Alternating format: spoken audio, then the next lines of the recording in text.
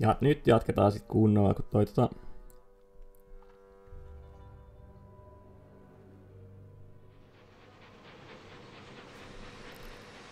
Siis mun piti tänään opiskella ihan saatanasti.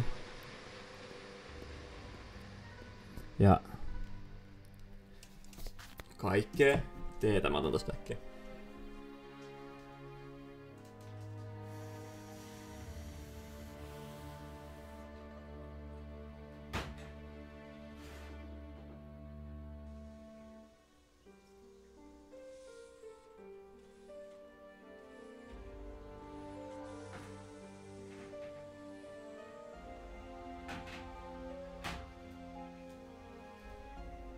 En otakaan teetä eikä keksy keittää uutta vettä, koska mä oon laittanut vedenkeitit enemmän päälle. Kahdaisesti kylmää vettä tonne teepussin päälle, en jaksa yhtään taas tätä touhua. Niin, mä en nyt tehnyt mitään, kuten huomatta, mä oon ihan koomassa. Kello on 5. Oli tosi hyvin aikaa tehdä koulutehtävät, että mitä helvettiä. Ei tuu hevon helvettiä tässäkään päivässä taas. No, ei se mitään. Ehtii niitä tekee myöhemminkin. Jos vaan tämmönen vapaa päivä kannattanut ehkä käyttää hyödykseen. Mitä helvettiä mun nyt piti tehdä? Tekeekö näissä vessoissa koko pelin aikana yhtään mitään? Oh my. No ei varmaan. Selvä. Katsotaan säkkiä tuolta.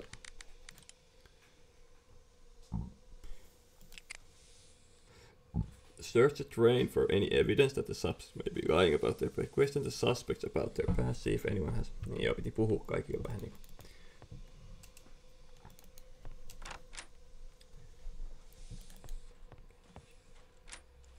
I see nothing.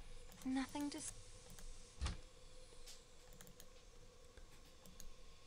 I won't find nothing else. Mä hämään, miksi näihin pääsee käsiksi. Tavallaan. I won't find it. I've already... Miksi nää näkee nää laukut vaikka? Sieltä on otettu jo kaikki vähän niin.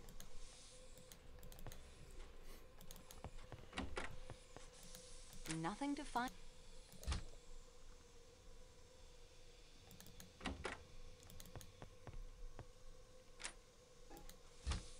Miksi mä säkään siihen foskarelliin takaisin? Näin. Nothing else.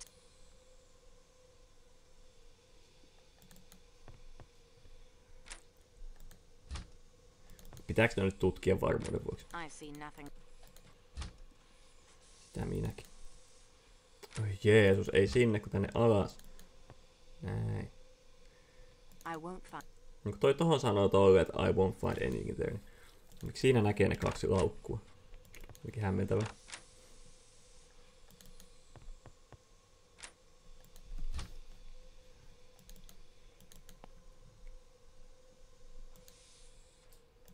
I've already. I won't find. En tiedä miksi nää jotkut on tämmösiä. Nothing else to see. I won't No. find. Ei se mitään.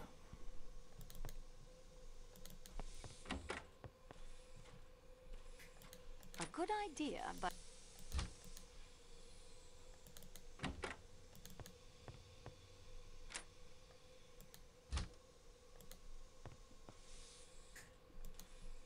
I won't find. The notorious scarlet kimono in your bag, mademoiselle. Well, of all the nerve. Aha. No mitäs toi meinaa? I don't need anything else.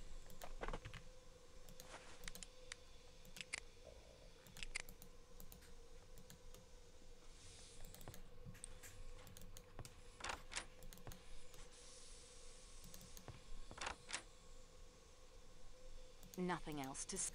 I've already said.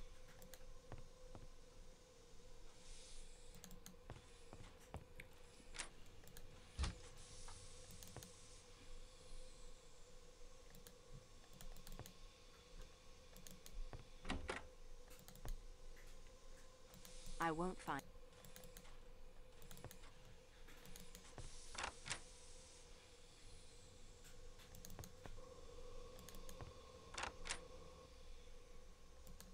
I've already... Nothing else.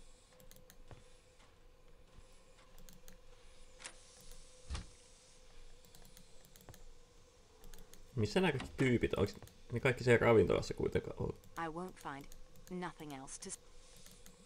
Mitään. I can't see any...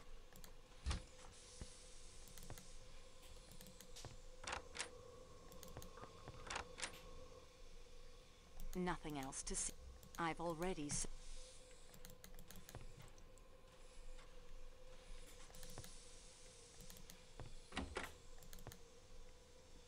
Nothing else.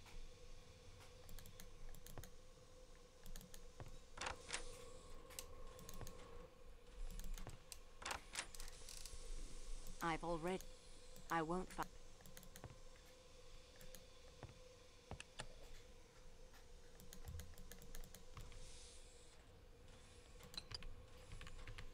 Tarviks tonne laittaa mitään? Sieltä vaan otettiin jotain. Mä en edes muista mitä sieltä otettiin. Eikö se ole jotain ink?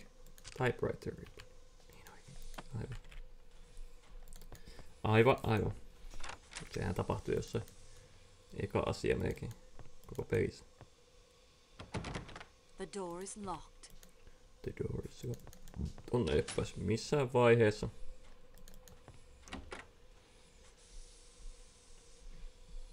Mä oon pettynyt näissä käytävän vessoissa, ei tarvitse tehdä mitään.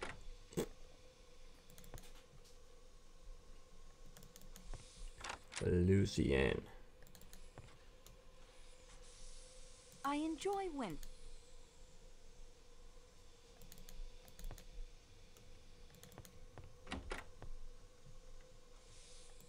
Nothing of in...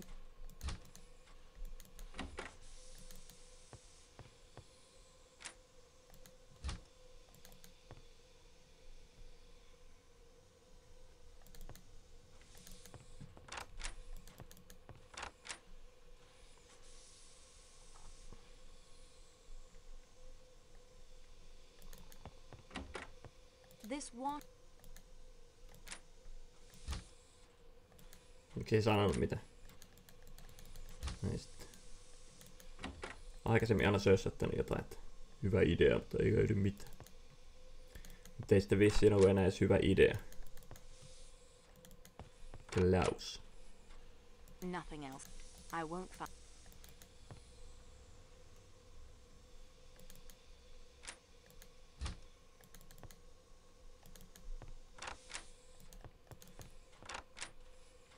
Kun nämä pelit on tämmöistä, että tiedä, onko se nyt ilmestynyt jotain, mitä pitäisi löytää, voisiko vaan kävellä silleen. Tiedäpä.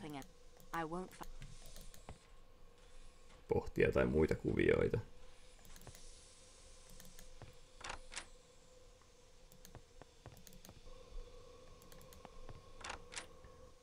Tämä pitäisi olla tyhjä. No, siinä lukee petite. Niin lukee siinä. Tässä.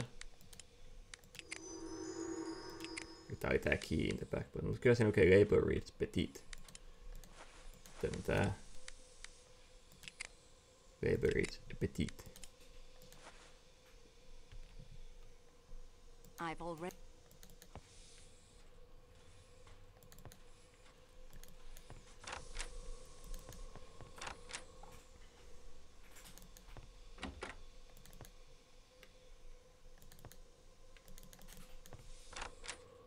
No mennäänpä se radioon.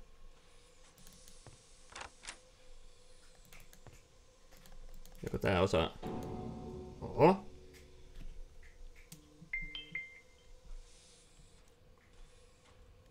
When the fuck was that?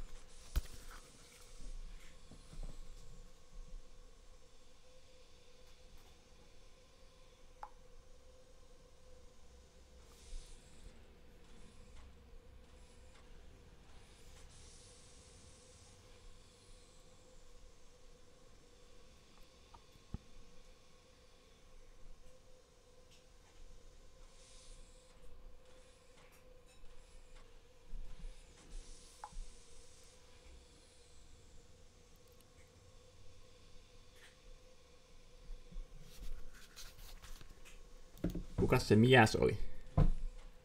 There's no... There, the ring. I don't know who... Tää... Eikö se Hercule Poirot sanonut jo? Täällä vähän opiskelet. Miten tätä ajetaan?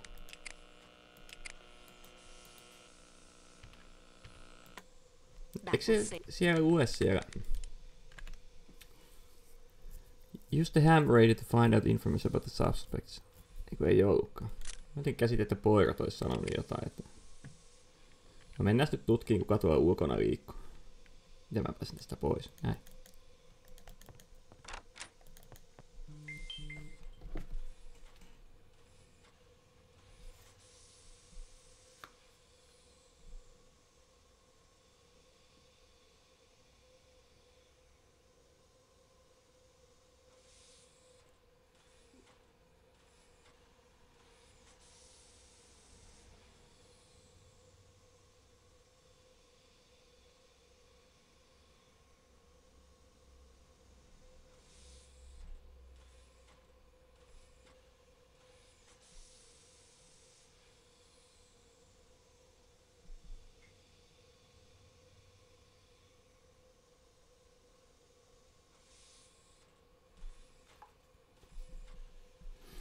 I'm just a crosshair. I'm just a...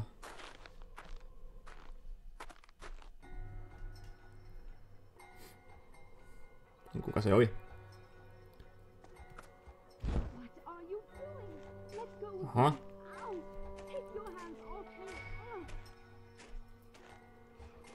Minut on kidnappattu.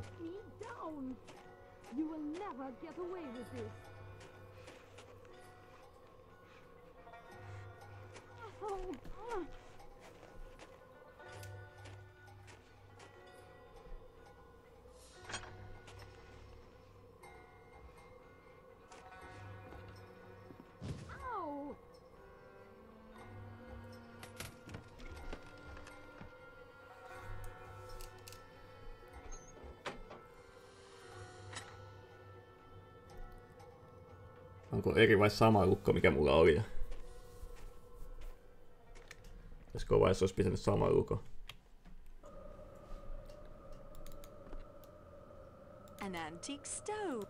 Ihana iloisesti puhuu kuitenkin. An antique stove. Just kidnappattu johonkin satana bökki. Sit sillä. An antique stove. Sitten mukavaa, että jaksaa olla positiivinen. Tää pitää varmaan avata ja mennä tätä kautta ulos nyt sitten, kun se ei onnistunut silloin aikaisemmin.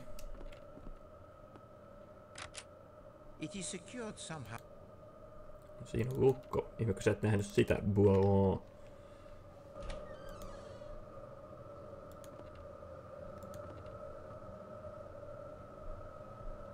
It is far out of your reach, mademoiselle.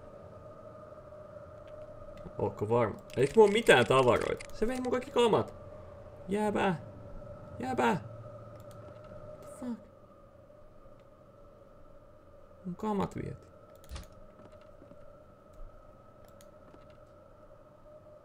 Princess Dragon. Parasol.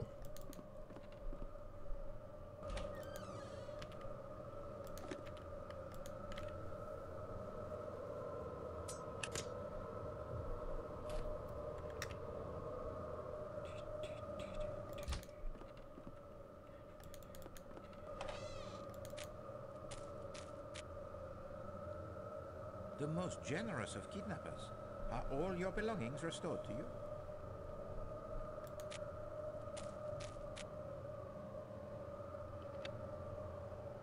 Nothing to see.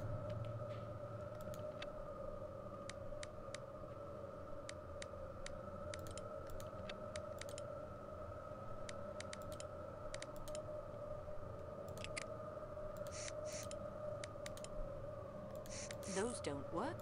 Aha. No, mä olisin halunnut siitä ottaa sormenjäljet, mutta ei sitten. Ei oo pakko tehdä salapoliisityötä. Voidaan vaan olla ihan paskea. Sitten nämä jalkaa. Tää on vähän isompi lumimyrsky. Take care, mademoiselle. The snow, it may overhang the precipice and give way beneath you. Joo, vittu selvä. Kiitti tiedosta, mutta kun mä skippaan tolleen kaikki asioiden yli, mä en voi epäonnistua, kun mä tarvitsen teleporttaa. Mihin suuntaan se koti oli? This looks like...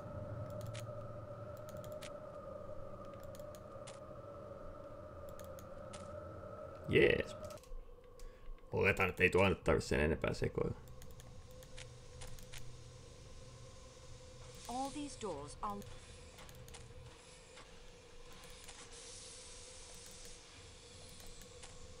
The time for... Ei paljon tarvitse jutella, tätä ei epäile mistään ikinä.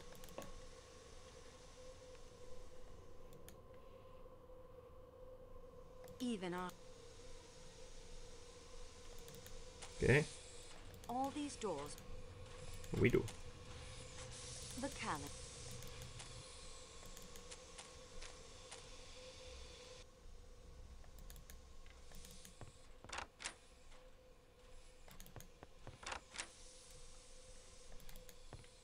Jos siellä mettässä pitää tehdä jotain, niin mä en jaksa yhtään.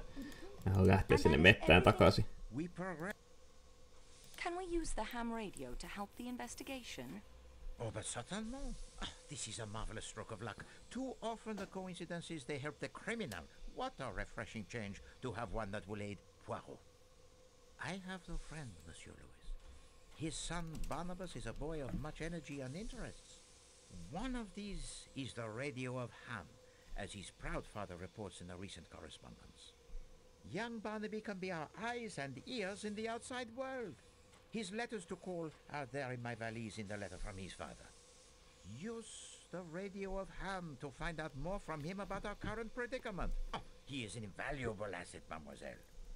Do not forget to secure his letters, or you will not have the information needed to reach young Barnaby. This book of Masterman's reveals more than he knows. Love's Captive by the inestimable Mrs. Arabella Richardson, yes. And what does it reveal to you? He was in the military. Most men of a certain age fought in the war, mademoiselle. Even Poirot. Still, it is worth pursuing. Well done. Ihme kun alkanut vittuille. This driving license indicates Foscarelli has been a chauffeur. A not unnatural profession for a man who loves the motor cars. Hildegard Schmidt's recipe box is suggestive. You remember at dinner how she was most opinionated with the waiter while studying the menu? And the label on the box, it is interesting as well. My lady's recipes. Now that suggests that she is accustomed to cooking for her employers. Not a duty one attaches to the lady's maid, n'est-ce pas?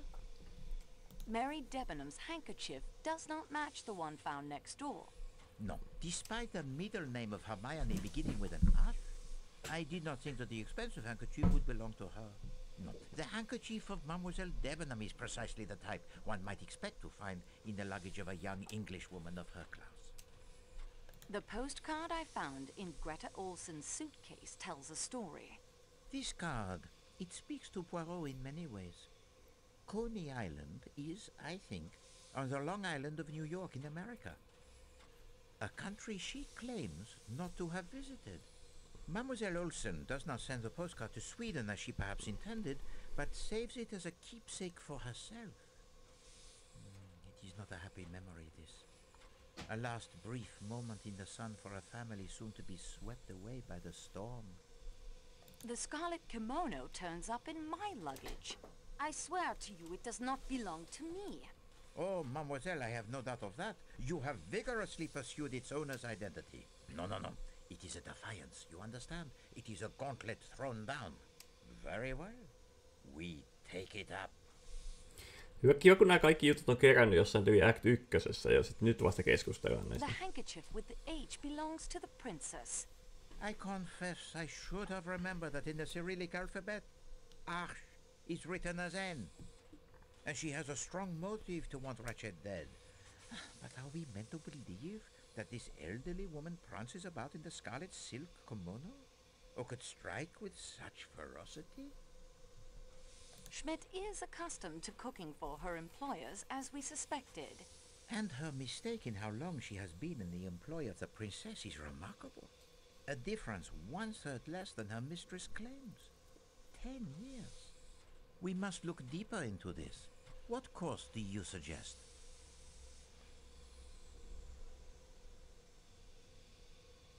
I will radio to Barnaby. A wise decision, I think. Boscarelli was the Armstrong chauffeur. It was a deduction most simple. Masterman was Colonel Armstrong's valet. And his Batman during the war. The nursemaid Suzanne, who threw herself to her death, was French. Wait, to know her full name might be instructive. The Armstrong nurse was named New Daughter. An odd name, that. What nationality do you think? Slavic or Scandinavian? Well, perhaps. I think that the Countess has the most fanciful mind and is quite adept at the word games. She is playing them now.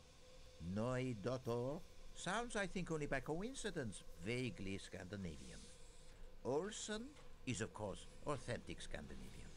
New Daughter. New Daughter. Olsen. Old Son. It is not yet fact, but it is worth pursuing. Tuo on diippiä pohdintaa. Helena Gilbert's governess was an old hag named Freebody. What an unfortunate name for an old hag is Freebody. It is more apt a name for the generation of flippers. Flappers. The fast young women were called flappers in America. Thank goodness skirts are finally lengthening again. As you say. I wonder if during your time at university in England you had occasion to patronize the clothing shops for the fashionable woman in London. No, Monsieur Poirot, not on a student's budget. There is such a shop near my own tailor called Debenham and Freebody, and the description the Countess gives to you is as far from the attractive young woman Mary Debenham as one could hope to get. The Countess recognized no one on the train. Including Madame la Princesse, her sister's godmother? Monsieur McQueen she may also have seen, but he has grown much, of course, and the appearance changes. But a woman of the advanced years of the princess does not change so much, I think. No, I find this lack of recognition the most damning point against the Countess in all of her evasions and lies. So you see now why the Countess's failure to recognize anyone grows beyond suspicious. Perhaps she is nearsighted. If she were the second murderer in Ratchet's room last night, that might explain why she didn't notice he was already dead. You know, at times you remind me so of my good friend Hastings. Merci, mademoiselle. Unfortunately, the report, it is not yet complete. We are now armed with much more additional knowledge than before. Continue the investigation, and do not be afraid to go over the ground you have already covered. Miksi tää ei puhu toi Poirotille mitään siitä, että tää kidnappattiin? Luulisin, että sitä saattaisi kiinnostaa se homma, mutta toisaalta minä tiedän. Mikä minä olin tuomitsema, ei pitänyt mennä sinne huoneeseen sitten niinku ollenkaan. Ei, sinne. Joko sä nyt osaat siihen Barnabylle soitella? There. I don't know who to Vittu se Barnaby. Barnaby. Pitääkö tätä nyt tuijotella?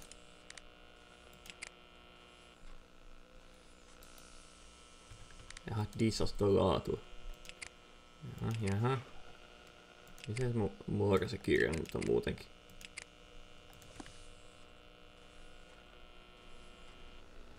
This is nice. Ja miten mä siellä saatana Barnabylle soittelen?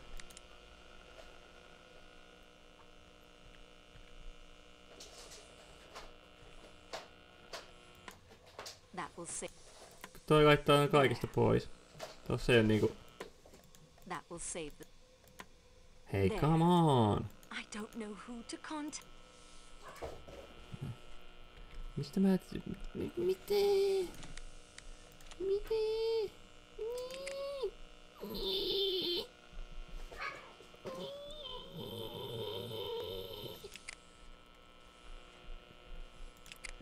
Eiks mä et voi sille Barnabylle soitella? Miten mä soitan? Mitä helvettiä kissa? Huhhuh. Tuo hepuin tynkää ilmassa. Mademoiselle, the battery, The battery. Jos sä sanot mulle, että soittele sille Sinne meni ylös, saatana kissa. Jos sä Poirot käsket mua soittaa jollekin Barnabylle, niin... Annappa mulle nyt. No, fuck.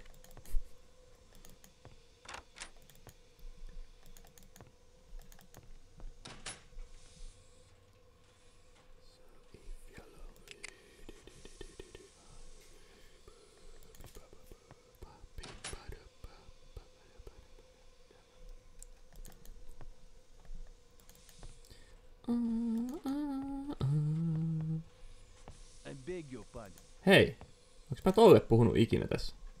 Mä en oo huomannut tätä Oussonia. Thank you, Greta.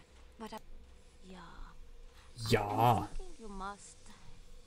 Our gracious father. And if you're lonely, you know I'm here waiting for you. I'm just a crosshair.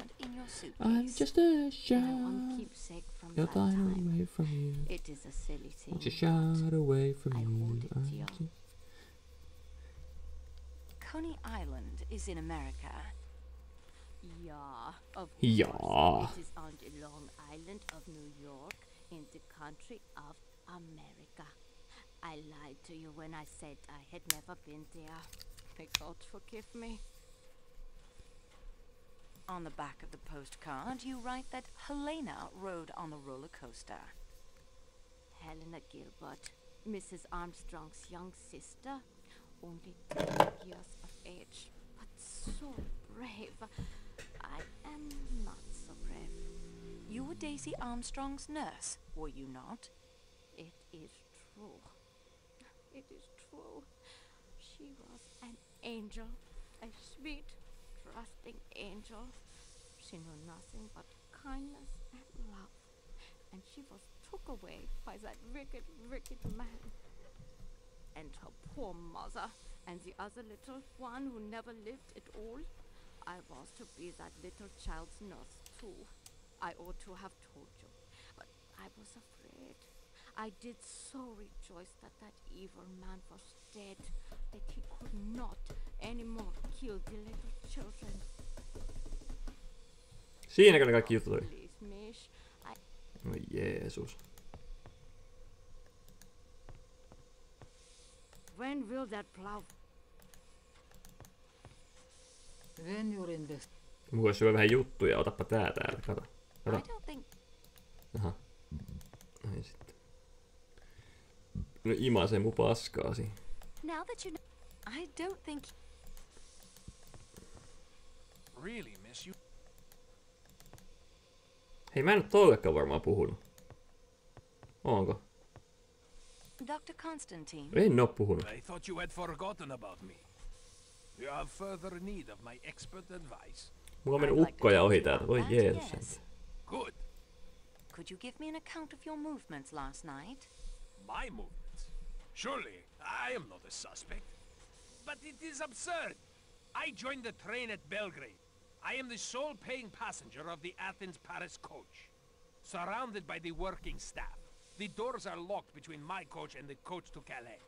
So, I could not have committed the murder. That will do for now, Doctor. No eipä se äkäne. No ei taida olla ihan moodis kyllä. Tai on mood, mutta mood on paska. Mademoiselle Debenham, I must ask you why you lied to me earlier. Lied to you? I don't know what you mean. You told me you had never been in America. What makes you think I have? Information received, as the English police say. You concealed the fact that you lived in the Armstrong household. And what, may I ask, was I supposed to have been doing there? You were governess to Helena Gilbert, Mrs. Armstrong's young sister. And you would have no doubt been governess to little Daisy when she was old enough. You appear to have found me out. And the reason for these evasions? I have my living to get. You must know how hard it is for a girl to get and keep decent employment. I had been detained and questioned in connection with a murder case. Do you think that any nice, ordinary, middle-class Englishwoman would want to engage a girl with those references as governess to her daughters? Even if no blame attached to you, there would be the publicity. Yes, we have it hard enough getting on, don't we? Without all of that additional baggage. I understand very well. I thought you would know what it is like. I am the hardest working employee in the office, yet I remain at the lowest wages. And I've worried more than once how my employer, Monsieur Booth, will react when he learns of the avalanche, Monsieur Poirot's accident, the murder. I'm not to blame, but somehow you will be blamed. It's not fair. It's just the way things are. You could have helped the investigation. How? Is it possible, Mademoiselle Debenham? Call me Mary, please. Mary, is it possible you did not recognize Countess Andrenyi? Recognize her? From the society pages, you mean? She is Helena Gilbert, the young sister whom you taught in New York. Helena. It is true she reminded me of someone. It puzzled me. She looks so different now. So elegant. How could I connect her with a little American schoolgirl? I admit I looked more closely at her clothes than her face, and I had my own preoccupations. Not now, when it's all over, when it's behind us. Antoinette, those words refer to a private matter of my own. I can't tell you. I can't. That will do for now, mademoiselle. See? I'm right.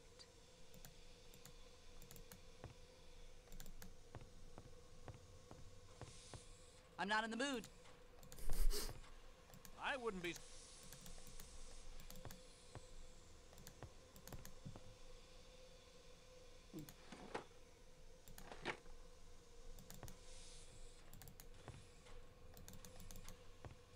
You should have...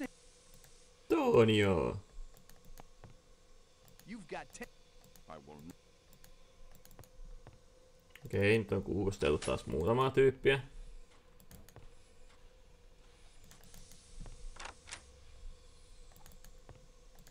You're a And that is everything.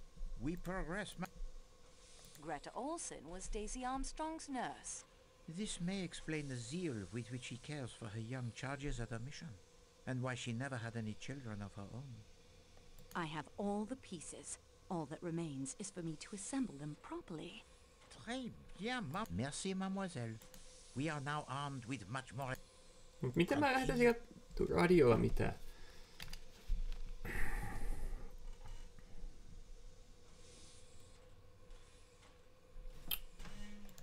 Mä en varmaan kuunnellut nyt näitä juttuja taas. Täällä oli tämmönen helppi kiire. Now I'd better put Monsieur...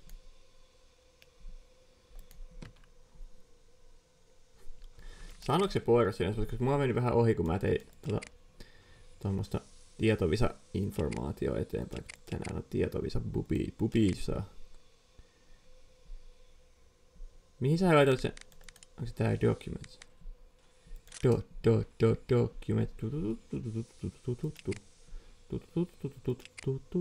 I hope this note finds you well and I trust your investigations in Turkey are proceeding satisfactorily.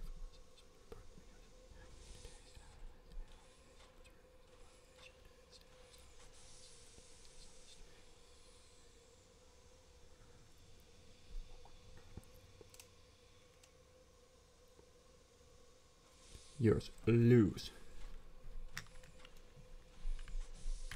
Hei, Finland. Suomi mainittu.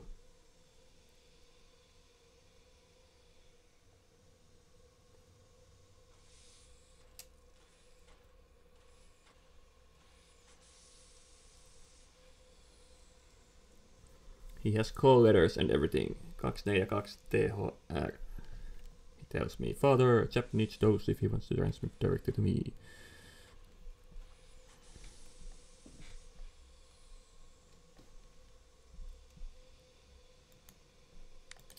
Tolleenko me nyt sitten tiedetään, kenelle meidän pitää laittaa viestiä?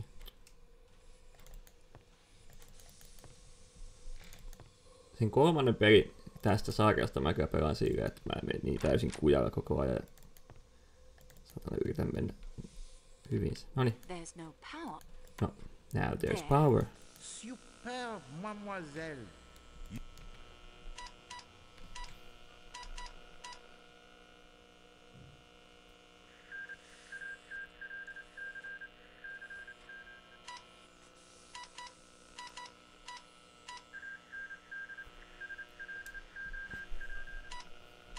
Ei mikään paha, mutta tää ei osannut käyttää osattu morsettaa yhtään. Nyt vaan kun on nyt kun sillä on vaan se kirja ja se on laittanut ton saatana radion pystyy, niin se yhtäkkiä osaa näpytellä ihan sikana kaikkea. Aika kova. Ilman sitä kirjaa vielä ihan ulkomuistista vaan.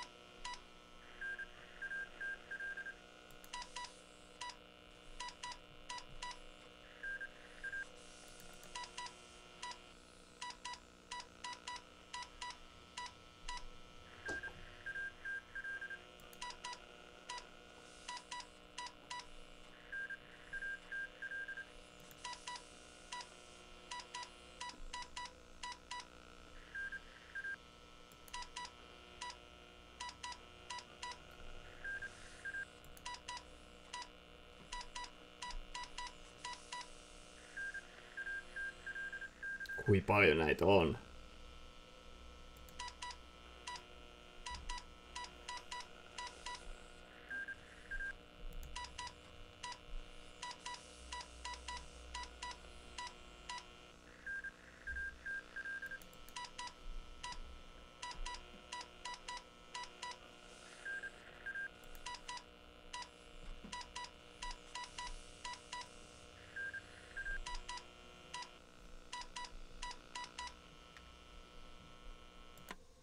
That will save the cell from draining while I'm not using it.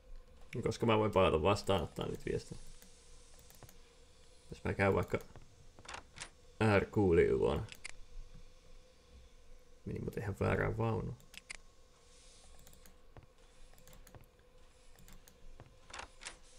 Tonne Hercule Poirotin luo. Yes, I will. I will.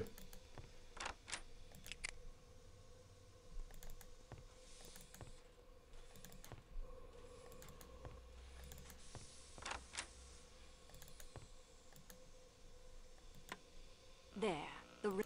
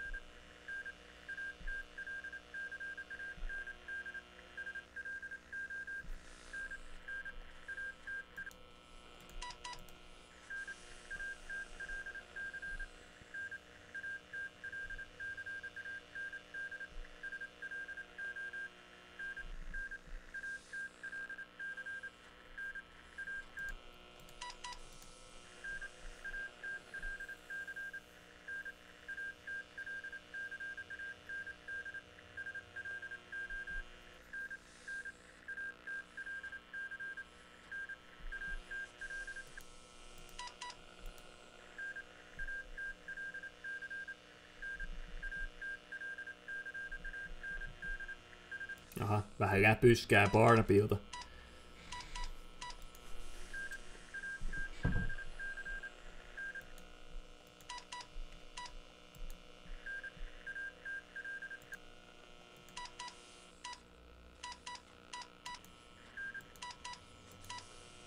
Mademoiselle. That will save. Oh. Näinkö toista tehty? There.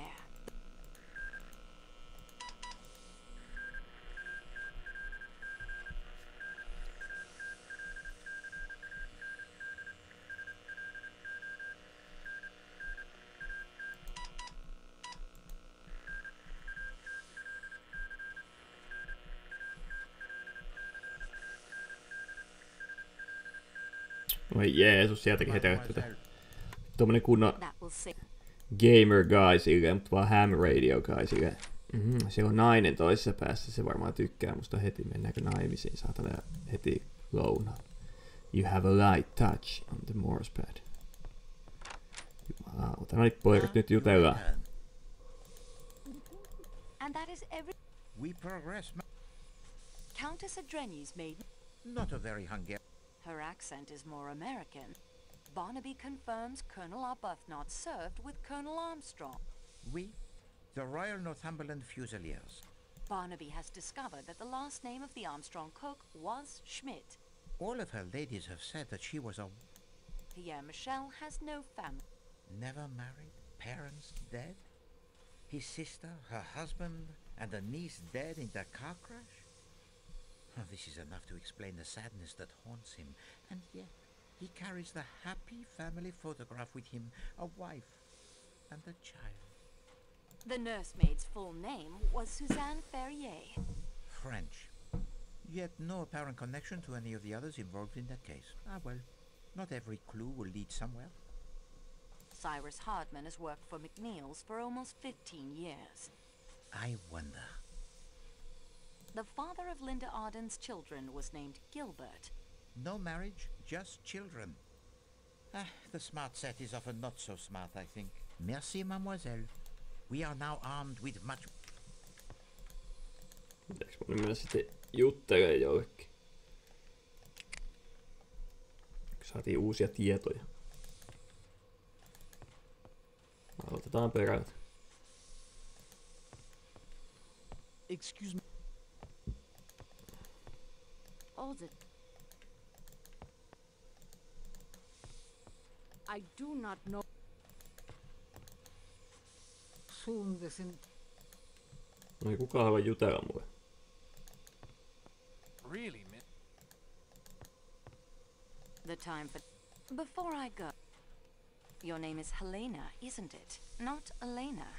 You are Helena Maria Gilbert, are you not? Sonia Armstrong's sister, Linda Arden's daughter? I demand, mademoiselle, to know what right you... No, Rudolph.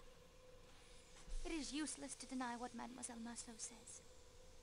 It is quite true, Mademoiselle. I am Helena Gilbert, the youngest sister of Sonia Armstrong. Good day, Monsieur Lecomte. Monsieur le Comte. Now that you... Kuulosti ihan siltä. Mites se yksi tyyppi? I'm sorry. What is the name of the conference you are addressing in London? Why, it is the International Society of Gastrointestinal Physicians. Why would such a group be interested in a speech about a disease found in newborn calves? Why, there are many similarities between... what I mean is anatomy. Constantine, what have you done? You lied to us about your qualifications, Doctor. You are a veterinarian, yes? Yes, a very good veterinarian. Monsieur Poirot and I relied on your qualified opinions. Mademoiselle Marceau. All the inconsistencies, the time of death, the difference in the force of the stab wounds. The murderer is strong, but no, look here, the murderer is weak. He is right-handed. No, he is left-handed. Have you considered he may have held a knife in each hand? Doctor, enough. All of it can be explained away with the simple fact that you did not know what you were doing. Mademoiselle, all of my training was to become a medical doctor, to treat human disease and to save human lives. Then, I come from a poor family. I had not the money to finish my studies. The best I could accomplish was doctor of animals. When Monsieur Poirot was told there was doctor on the train, I saw an opportunity to prove myself. Not to you, you understand. To me. But your evidence... I swear to you, every observation I made, every conclusion I reached will be verified by any doctor who examines the body. Further, by my acting while the murder was as yet not too long in the past, I may very well have seen more than any doctor coming to the case days or even hours later. I did lie about my degree. I did not lie about my ability. You may rely on everything I have told to you. Yes, even with all the inconsistencies, you have the correct medical evidence before you. You have medical facts before you. Okidoki. Tää on kunnon food fetish kamerakuva, mikä tähän tulee. The private matter I... Whoever did it, I think... Tää tuskin haluaa puhua. Come back later, Miss Marceau. Tonio! You should take... I will not. You've got 10... Wanna be Milf Hunter. No mitäs sitten?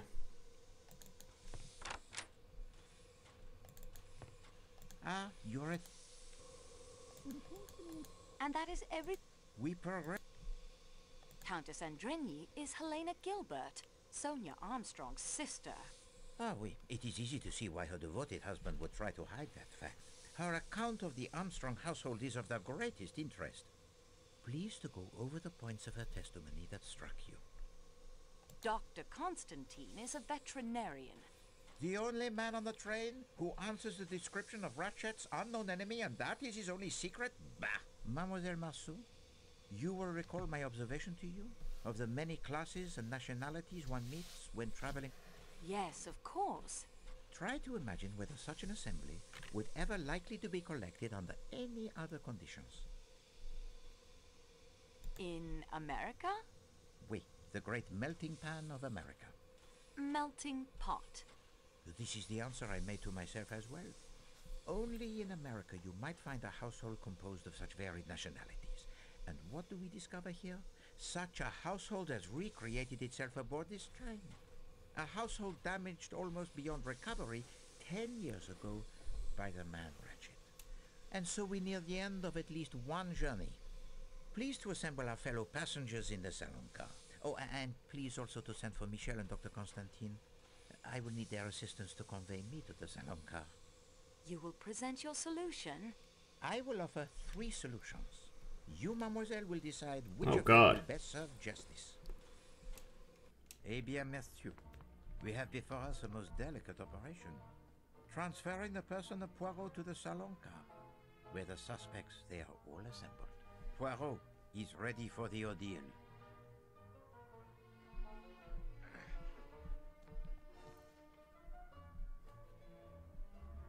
No onko noi hupaisaa?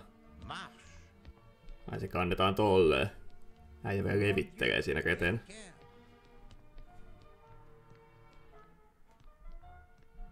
Beware of Greeks bearing gifts.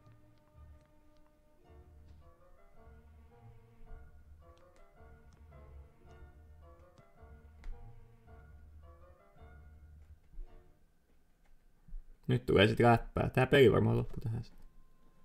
Mesdames et messieurs, there are 3 possible solutions of this case. There is the solution concocted for the benefit of the Yugoslavian police, who were expected to take up the investigation. A little play that was then embellished with several improvisations. When I, Hercule Poirot, unexpectedly appeared on the stage.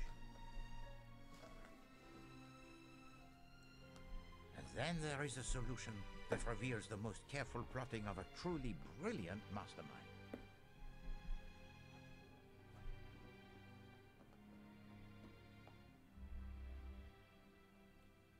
And yet there is also a third, one of which I think even now, that mastermind, in this carriage with us as I speak, has no knowledge. With the help of Mademoiselle Marceau, my able assistant, you see Poirot, he is also able to improvise, huh? I shall put all 3 solutions before you, and I shall ask Mademoiselle Marceau and the eminent Dr. Constantine here to judge which solution is the right one. Mademoiselle, are you ready to proceed? Oui, monsieur. Eh bien, we commence.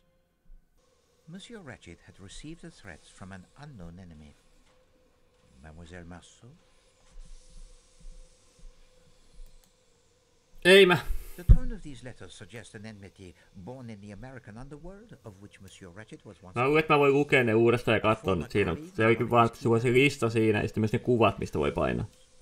We have the evidence of a detective Monsieur Ratchet hired to protect him.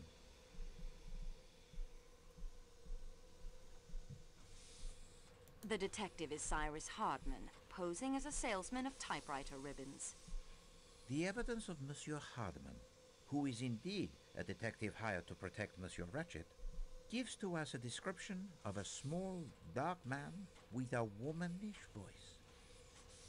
Except for the voice, this description would only fit 2 men on this train.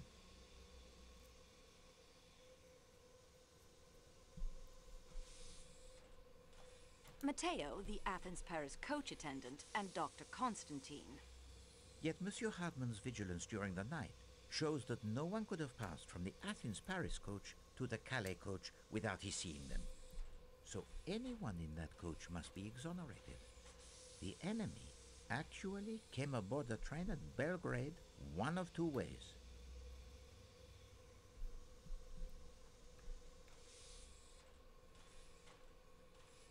Mä en tykkää Monsieur McQueenista. Through the door left unbolted by Monsieur McQueen. This enemy was disguised, leaving behind a button in Madame Hubbard's room when he used her connecting door. Mademoiselle, the disguise? No, that isn't right. Think, Antoinette. You do not want to disappoint Monsieur Poirot yet again.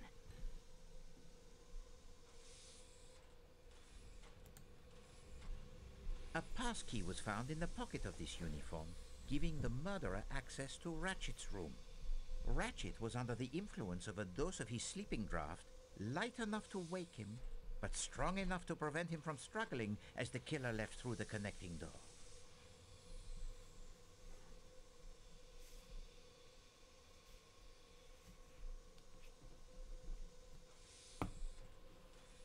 Masterman confirmed the dosage of the sleeping draught. Oui, he did. Well, the murder weapon is obvious. Mademoiselle? No, onko se nyt niin obvious? It is a stiletto, the type of knife carried by the criminal type in America called the mafiosi. The killer planned to leave the train at the next station after committing his crime. Show to them the evidence supporting this, mademoiselle.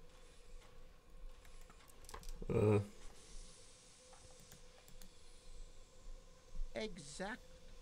The avalanche prevented him from reaching Broad. Even so, he went through with the crime and then hid himself. The killer hid in the baggage car inside Ratchet's crate. Mademoiselle, I realize you have many clues to recall, but this one should be obvious. Ai jaa. The killer hid in an empty room in the Athens-Paris coach. At first, Kyllähän siinä luki siinä lapussa, että mene sinne Athens-Paris coachin tyhjiin paikkoihin. Siellä on paljon tyhjää tilaa. Mä et halusin jostain se laittaa sen laatikon siihen. But the killer had fled. He may have escaped down the mountain, or he may have come to his just reward somewhere out there in the snow. I think you will agree that we had followed the trail as easily as if we were tracking the footprints in the snow. Well, it is plausible. It certainly fits the most obvious set of facts. I applaud the mastermind who hides behind such an innocent face. The second solution asked more of the little Gressels. Not only of Poirot, but those of Mademoiselle Marceau and Dr. Constantine as well. It was hidden most carefully. The unlikely accident of a means of communicating with the outside world, a part filled most ably by my dear friend Barnaby, made the truth, or at least part of it, easier to uncover. But I flatter myself that enough clues were found right here on this train that such communications were almost always but collaborations of conclusions that I had already reached. So, mademoiselle, we will begin again. First, I will speak to you of time. When did Monsieur Ratchet meet his end? I suspect Mademoiselle Marceau has the theory. 1:15 a.m. The watch was broken during the attack, and Madame Hubbard heard the killer in her compartment only moments later. Let us examine each possibility in turn. 10:40 p.m. or earlier? No, I think not. Mademoiselle Olsen spoke to Ratchet from the doorway at 10:40 p.m., but she never went inside. It conjures the image most bizarre of her throwing a knife at him 12 times from the doorway. And how does she retrieve it? Is there string attached to the handle? No. No, that is a solution of a most lurid sort. 12:37 a.m.? A more interesting possibility. Monsieur McQueen states that Ratchet spoke no languages other than English, and yet the voice answered Michel in French. Still, I think this was simply a performance for the benefit of Poirot. One of the little improvisations. I was meant to see through it and say, no. Monsieur Ratchet, he was already dead by 12:37. He could not have cried out. The broken watch said 1:15. Oui, it did. And it fits with the time of Madame Hubbard's visitor. Now I digress for the reminiscence. I observed to Mademoiselle Marceau that one meets many classes and nationalities when traveling aboard the express. I asked her to imagine whether such an assembly would ever likely to be collected under any other conditions. And mademoiselle, what was your reply? In America. C'est ça. Only in America will you find a household composed of so many nationalities. Look about you. As our investigation progressed, it became clear that 9 passengers on this train are connected in some way to the Armstrong kidnapping. Who have we connected to that case, mademoiselle? Countess Andrenyi. Mary Debenham. Princess Dragomirov. Antonio Foscarelli.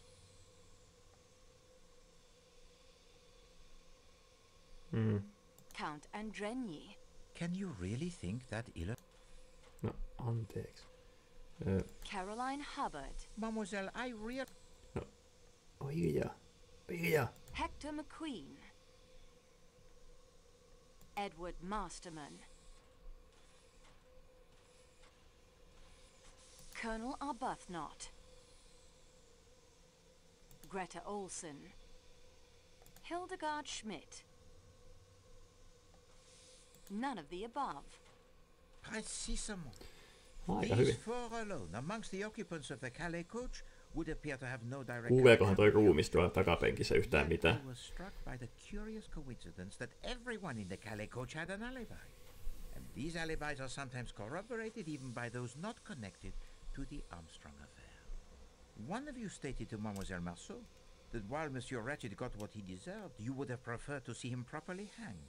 The trial by jury is a sound system. Who said that, mademoiselle? En muista kyllä yhtään. Ai Jeesus. Edward Masterman. Can you really? No. Anteeksi. Colonel Arbuthnot. Just so. Colonel Arbuthnot. Now that struck a chord with Poirot. I sat back and thought, a jury is composed of 12 people. There are 12 passengers in the Calais coach, discounting myself and Mademoiselle Marceau. Ratchet, he was stabbed 12 times. And the reason the Calais coach was filled in the middle of the winter was explained.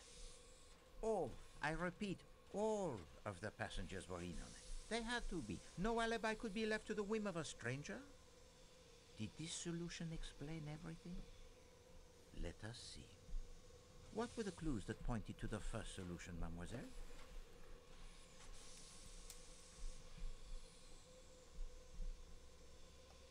All of these clues agree with the first solution.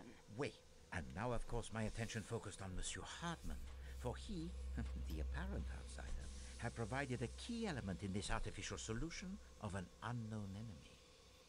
How to explain his complicity? And then I remember that Mademoiselle Marceau had told to me 2 suggestive moments during 2 different interviews with Monsieur Hardin. Meni vähän ohi.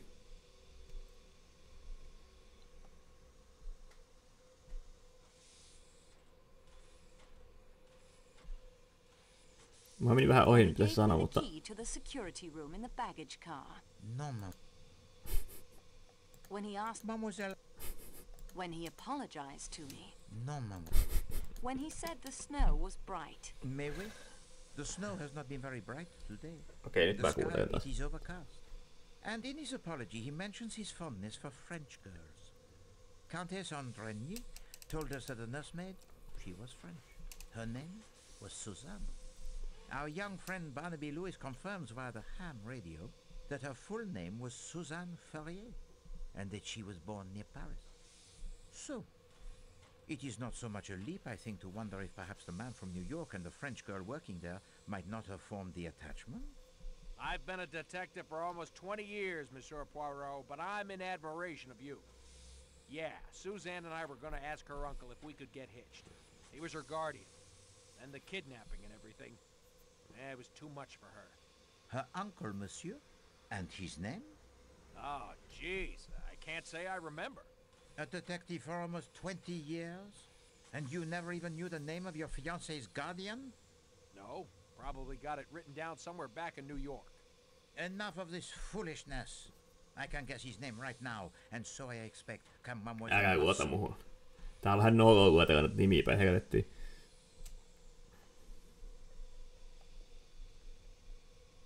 Pierre Michel. Use the Marcel Booth. Please do not embarrass... Lucien. Mademoiselle, Antonio Foscarelli. Please do not embarrass... Monsieur Ferrier. The picture in your valise. Mä luulen, että Monsieur Ferrier oli hämäystä, kun siinä oli sama sukunimi, että se oli ihan helppo vastaus. After my sister and her husband died, no, vituiksi se meni.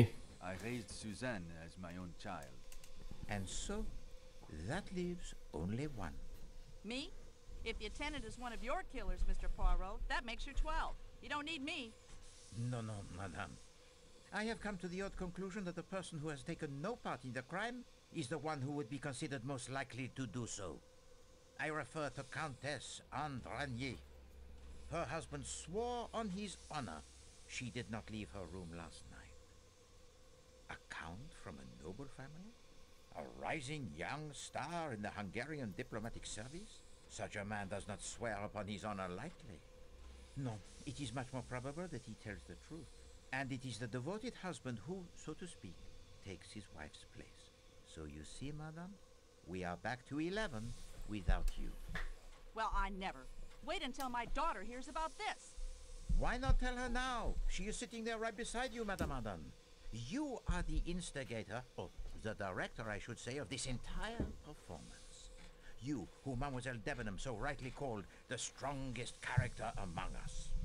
And there you have it. Amogus. Does this second solution explain everything? Let us see. Mademoiselle Marceau, what was the real murder weapon? Mä tiedä. No, that isn't right. But of course, a drama planned this carefully does not include the blood-stained stiletto with the fingerprints of some unknown. No, that is merely a prop. As were the 2 threatening letters. The burned note, of course, was a real threat. The conspirators most assuredly did not want this murder tied to the Armstrong kidnapping, and the true weapon, with no incriminating mark upon it, might never have been found if it had been thrown inches further. Bloody steak knives aren't balanced properly for throwing. My hat's off to you, though, Miss Marceau. When I saw where it landed, I wasn't about to crawl out there and end up at the bottom of that ravine. Took some nerve doing what you did, and there's no denying it. Hear, hear. So, the improbable differences in the stab wounds is now explained. 2 so-called clues were dropped in the dead man's compartment. Mademoiselle?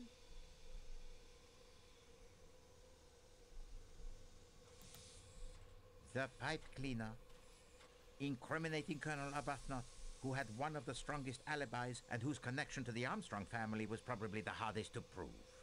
And the second clue found in the room, mademoiselle? That isn't the correct Ai, item. eikö se ollut se muka? Okei, cool. The handkerchief, incriminating Princess Dragomirov, who by virtue of her frail physique and the alibi given by her maid and Michel was practically in an unassailable position. Then there was the clue found at the shepherd's hut with the incriminating fingerprints. Do you have it, mademoiselle? Ootapa, kun mä käyn jostain perseestä, niin kun mulla on näitä tavaroita niin paljon ja mulla on vaan joku jakkupuku. That isn't what Ei toi edes jakkupuku, vaan tuonne mekko. Vai onko tossa takki ja hame? Mä en oikeesti tiedä. Miten me löydettiin sieltä? Hammer? That isn't the correct... With Matteo's incriminating fingerprints on it. Not precisely cricket, you know, Tonio. To incriminate an innocent man. Cyrus could swear Matteo had not entered the Calais coach. Michel informed us the radio was in the baggage car, and I wanted to put it out of commission. I did not want to destroy the equipment. It must have taken him much saving to purchase. So I only smashed the telegraph key. Signorina, you are a miracle worker for sure. To get the radio working again. I know about these things. That was a stroke of a genius. Stick to the point, Monsieur Foscarelli. With great pleasure. The padlock was just hanging there. I found the snowshoes earlier, and then the shepherd's hut. I was supposed to find a good place for the uniform and the stiletto, and the hut was perfect. But I had to break the lock to enter. All I did was go and get the padlock on the radio crate. I didn't mean to point the finger at Matteo. The other red herring was not a herring at all, but it was certainly red. Mademoiselle? And then to put it in my valise was not a nice trick. The kimono is mine, monsieur. And mademoiselle, I had no intention of trying to incriminate you. I had to put it someplace, and I thought it would be amusing if you found it there. Oh, oui, you enjoy your little games, Countess. Mademoiselle Freebody, indeed. Well, Madame Arden? I always fancied myself in comedy parts. Bravo, Mr. Poirot. Well done. Applause from an actress of your stature is praise indeed, madame. We were all at the house, a house filled with almost unendurable pain and sadness. The Perkinson brothers were dead, but Cassetti had got clean away. We decided then and there that the sentence of death that Cassetti had escaped would be carried out. Little did we know how many years would pass, how many false leads Mr. Hardman would track down before Cassetti would be found. Whatever country my work took me to, no matter how tough the case, I always saved plenty of time to try and pick up the trail. But he kept on the move. Brazil, Mexico, most of Europe. Ratchet was only the last of a string of aliases. Then Mr. Michel wrote to me. It was he who, quite by accident, had recognized Cassetti traveling aboard the Istanbul to Calais train. When we learned the man, now calling himself Ratchet, frequently traveled to the Middle East aboard the train, we knew we could have some control of the scene of our planned execution. It took months, but in time Ratchet hired both Hector and Masterman. One of us would have been enough. Two were better. Hector handled all of Ratchet's travel arrangements. With Michel's help, passage was booked on the same train he would be using to return from his latest excursion to the Orient. The rest you seem to know. Oui, madame. Indeed, the rest Poirot knows. But I don't understand. You've uncovered everything. We know we did it. How can there be another solution? Simplicity itself. There is among you one who is not who he pretends to be. Eikö tää vieläkään loppunut? With the help of Mademoiselle Marceau, I will now present you with those clues which fit neither solution so far proposed, and present you with a truth that will surprise even you. Aha. I know some of you suspected something was not quite right, but let us now look at the clues that fit neither solution so far. Madame Schmidt says she saw the phantom attendant, but we know now it was sheer invention. Yet we have the testimony of an independent witness who says he saw the non-existent small dark attendant actually getting on the train. Mademoiselle?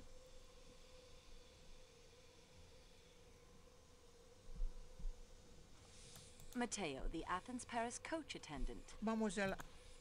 Vittu. The fireman. Use... Engineer. The engineer. Oui, the engineer while the train was in the Belgrade station. And then there is the Niin mä juttelin siitä, se mä ehtinyt unohtaa. Cool. What clues associate themselves with that great mademoiselle? The second attendant's uniform. Oui, the uniform I think worn by the person the engineer saw. The pile of books mademoiselle believes were useful in the planning of the crime, yet no one has mentioned them. And the fact that the person with access to that key would be in the best position to tell us something of the occupant of that crate. And lastly, there is the little matter of the kidnapping of Mademoiselle Marceau.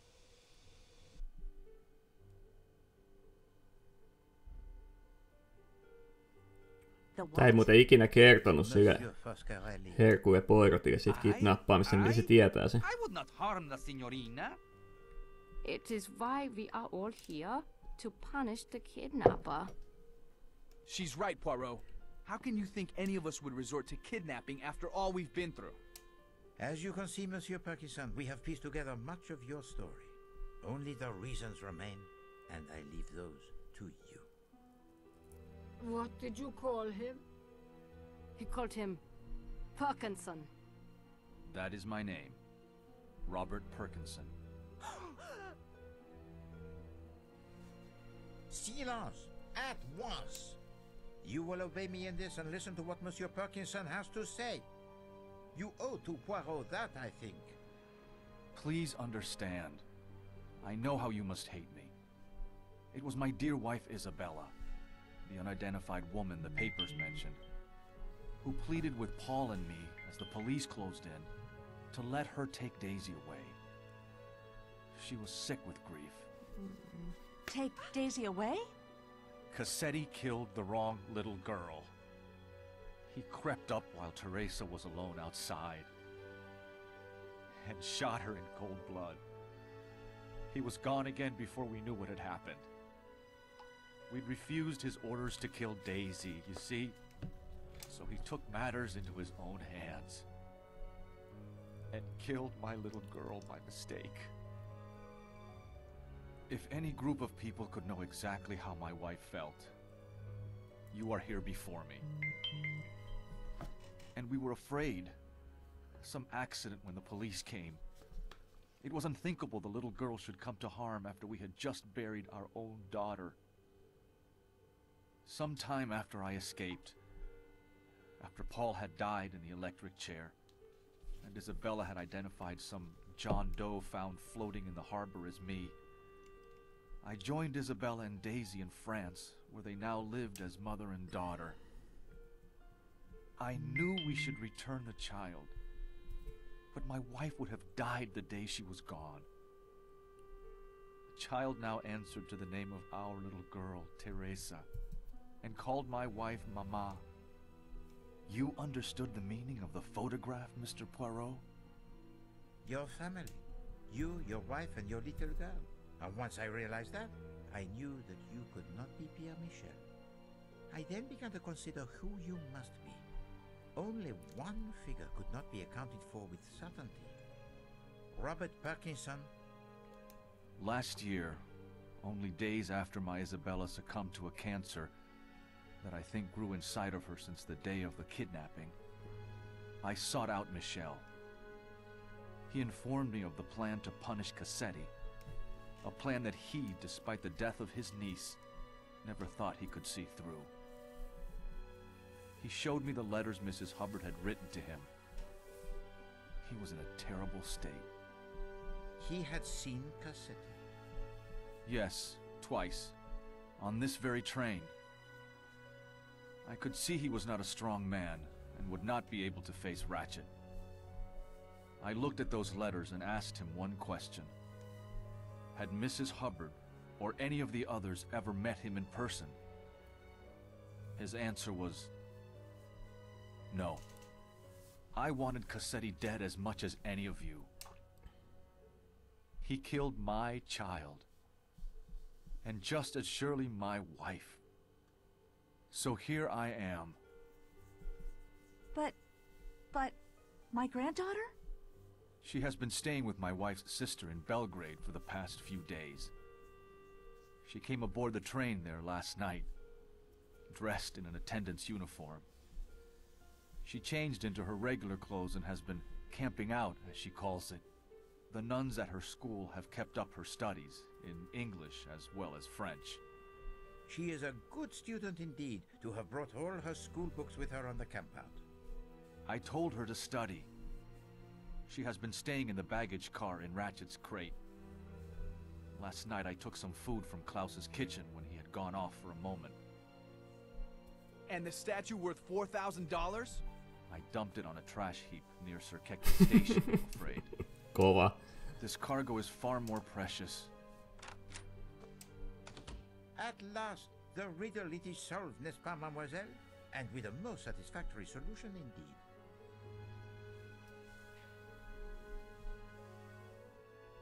Vähän on tyhjä katse.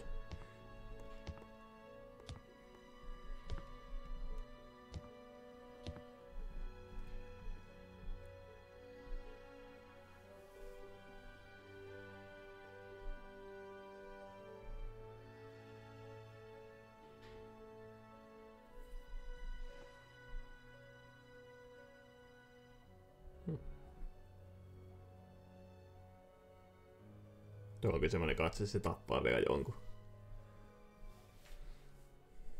Vähän ilmeettömiä on. No sieltä voi joku kyynel jopa. Mademoiselle Marceau, while they enjoy Upea toi poika. this moment before you render your Heilahdus. decision, let us, you and I, see whether you are up to the challenge that Poirot presented to you when our investigation began. Let us check the progress report you have been keeping in your scrapbook. Ei ole varmaan kovin hyvä. Mademoiselle Marceau, Poirot must compliment you on a job well done. You are Kiitos, kiitos. courageous. You face the dangers without flinching. You solve many puzzles that confront you, overcome many obstacles with enthusiasm and good humor. An above average performance. In every respect. Hopefully, with the knowledge you now have of my methods, you might do even better should you ever find yourself faced with another mystery to solve.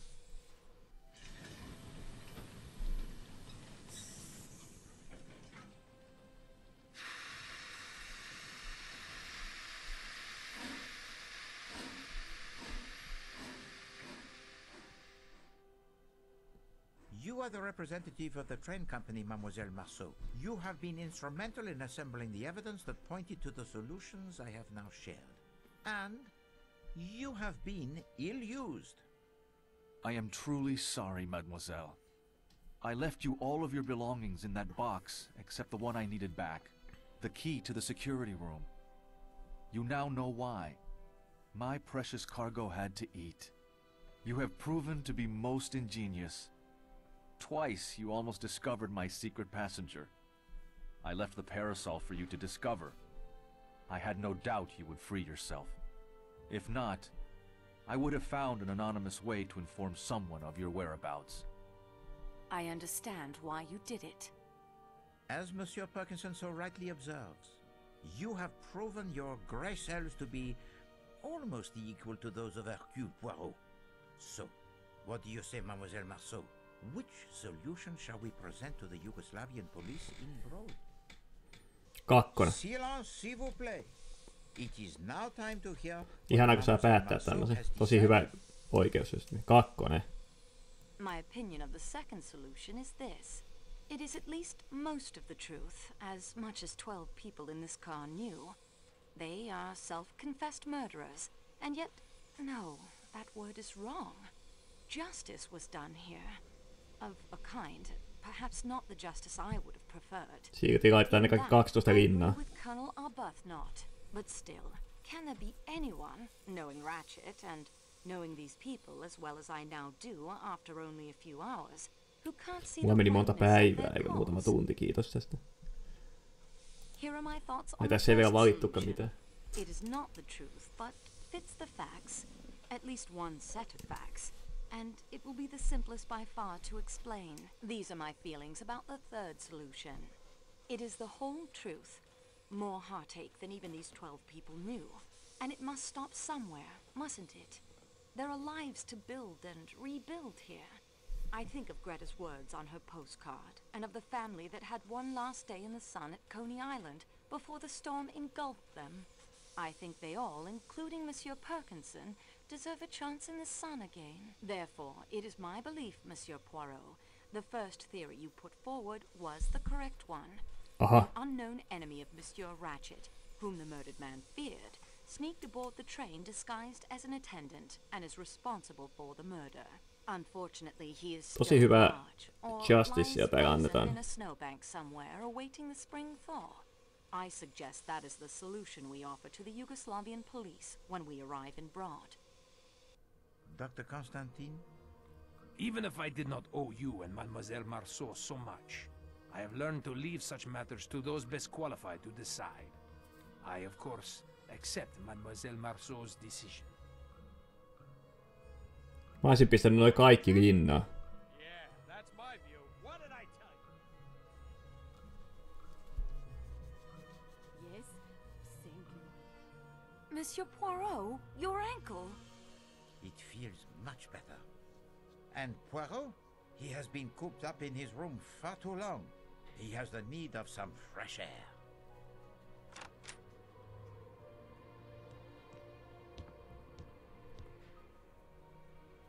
Mr. Michel, I'm sorry, Perkinson. I cannot find it in my heart to hate you.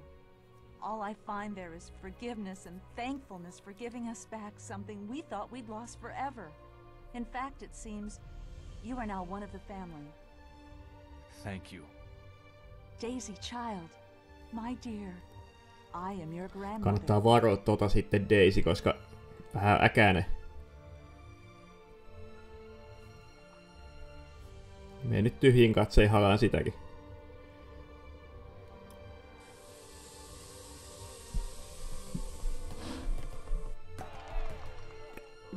Champagne auki, me tapettiin mies.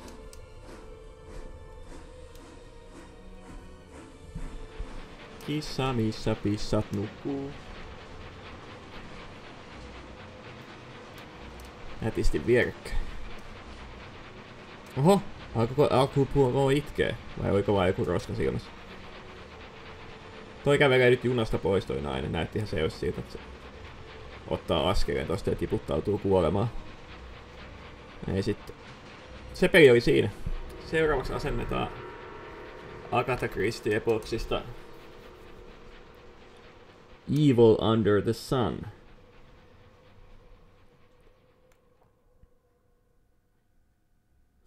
Evil Under the Sun.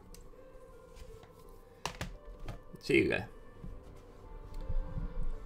Tää oli ihan jees, ihan jees. Hauskempi kuin se eka, koska tässä oli parempi käyttöliittymä ja sit kun toi oli vähän suppeempi toi alue. Ja siinä, tässä ei ole semmosia tyhmiä, että käy jossain pyörimässä, löydä joku, että sitten ilmestyy joku johonkin toiseen huoneeseen ja tämmösiä juttuja. Tässä oli kaikki tavallaan koko ajan, jos vaan osannut tehdä ne, niin kaikki oli niinku käsillä tavallaan.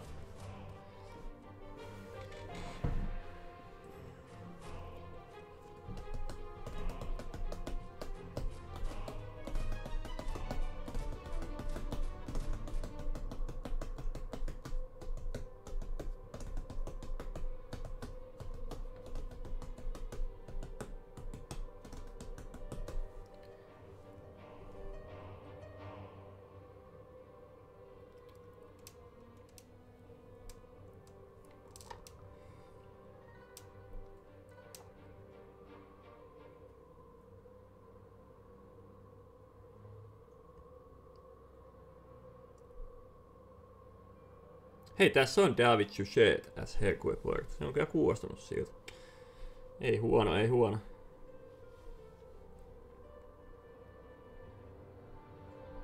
Tää muuta hauskaa näistä tuskin on.